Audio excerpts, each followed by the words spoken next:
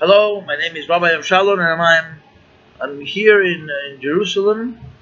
And today I would like to share some insights into the parsha of this week, which is Chayei. And Chayei is in Bereshit, Genesis chapter 23, verse 1, and it says, "V'chayu Chayei Sarah mea shana." That the life of Sarah was 100 years and 20 years and 7 years, the life of Sarah. Now, and it says here that she passed away in Kriyat Arba, in the city of Hebron, in the land of Canaan, and that Abraham went to weep for her, to lament for her, and to cry for her, and then he goes on and he purchases a tomb in Hebron, which is the cave of Machpelah. Now, the name of the parsha is the life of Sarah, because Judaism, Torah, God makes emphasis in life, not in death. We do not worship the death, like unfortunately lately in many countries, especially Latin America, it comes back the worship of death. And also it used to be in Egypt that they had this worship of the death, and then the only thing that it brings total obscurity to the soul, and it's a very terrible thing.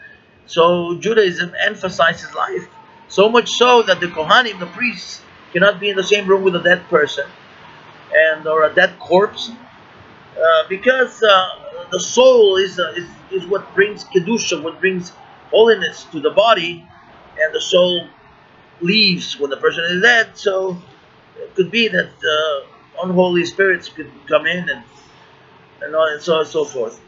So we emphasize life, although we know that there is life after death.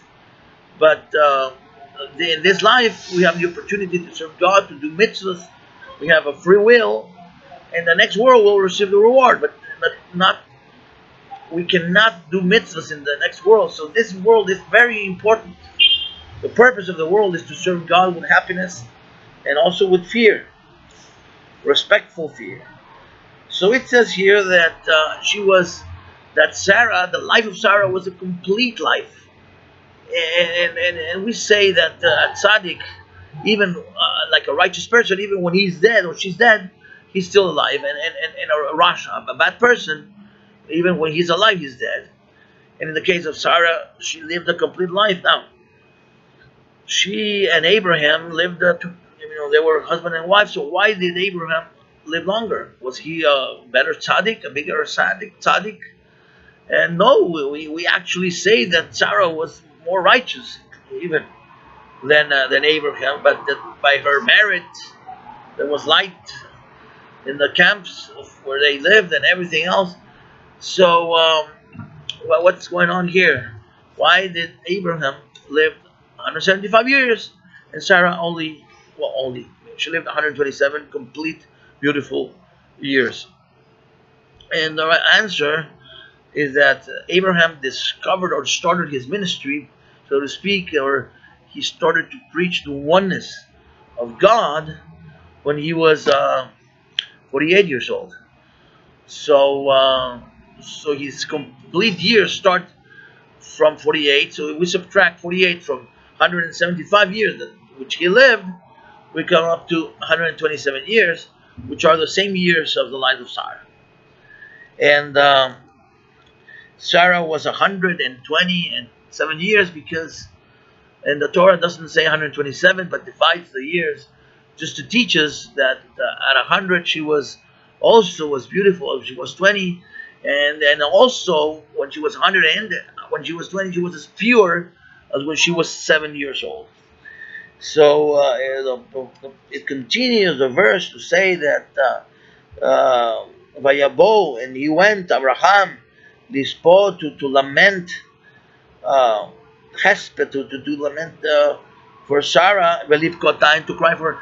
The word divkota, to cry for her, is written with a small kaf, small letter, which in Hebrew normally has a certain size.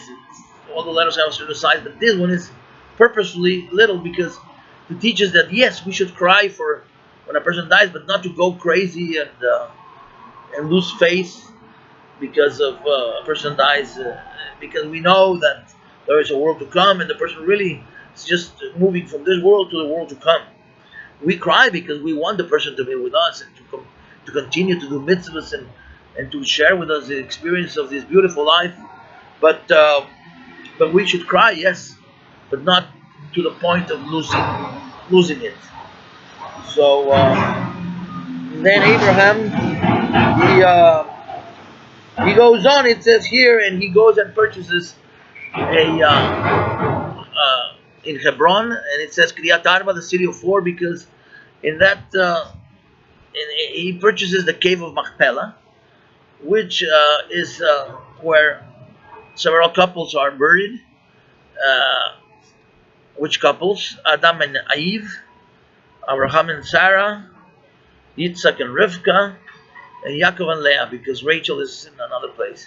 So this is the city of four couples, and it purchases the cave of Machpelah.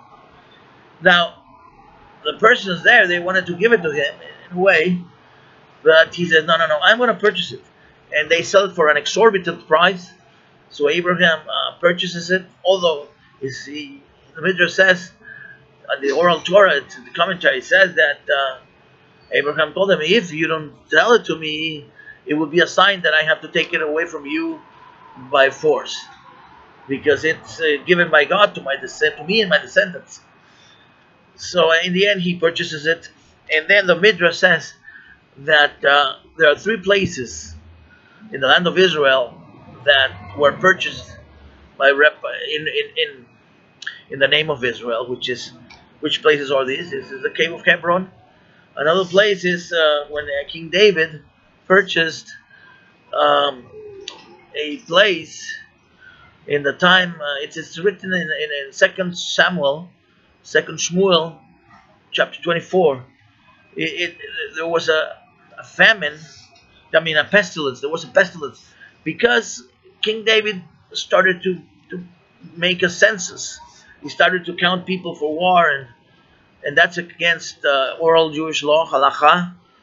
And why is that against Jewish law? Because we don't want to make people independent from God. We don't want to give them pride to say, oh, how many we are, how strong we are. So it's against Jewish law. So when we count a minyan, 10 people, in order to start a Torah service, prayer service, we say -1, -2, -3, or we say a verse of Tehillim, of Psalms, which has 10 words, and we say it, or we say Baruch Atah Adonai Eloheinu Melech Haolam Hamotzi Lechem Min Haaretz. We eat bread, we make the blessing for the bread, and we count them, but we don't count them directly because we don't want to give them independent strength. We are connected to God, and we don't want to feel proud. So then, in the story, King David goes and he's troubled because there's a pestilence. But God, one of the prophets, the prophet in its time, he comes and tells him that Hashem wants him to make a sacrifice at a certain place. So he goes to that place, which is a farm, and he purchases it. And again, the person tells him, no, I'll give it to you. No, I don't want you to give it to me. I'll purchase it, because in the end, they might say that this is not mine or whatever.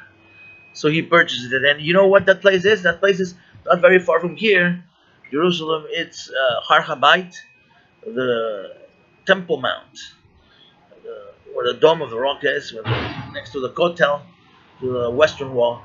Used to be called the Wailing Wall, but now it's the Western Wall. It's different. But it's the wall and the last vestige of the temple. And what happens is that that place, it's right now it's not under Jewish hands. It's lended, so to speak, to different countries, and it's not Jewish people cannot go there because there's problems. if they go there and pray, there's people who lately have been put in jail for that, even though that belongs to us, belongs to Israel.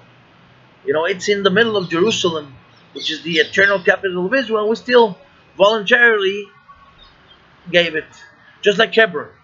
Hebron also, we have rights and we gave it.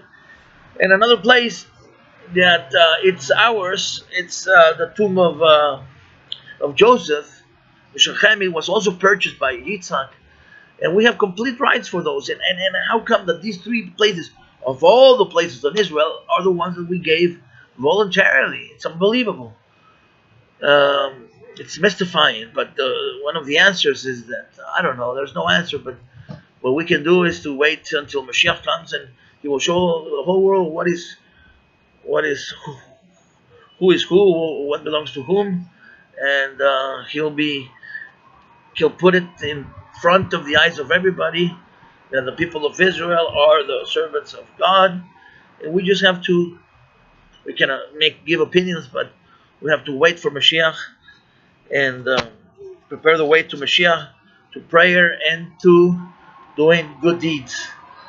So my blessings for you from Jerusalem, but remember that God is the owner of the whole world, not just of these places, not just of Jerusalem. God is everywhere. God is in your house, in your heart. So through prayer, through the Torah, we can connect to Him. And so I wish you a holy, a heilige Shabbos, a holy Shabbat, and a kosher Shabbos. I'm Rabbi Ben David from Jerusalem. Shalom, Shabbat Shalom.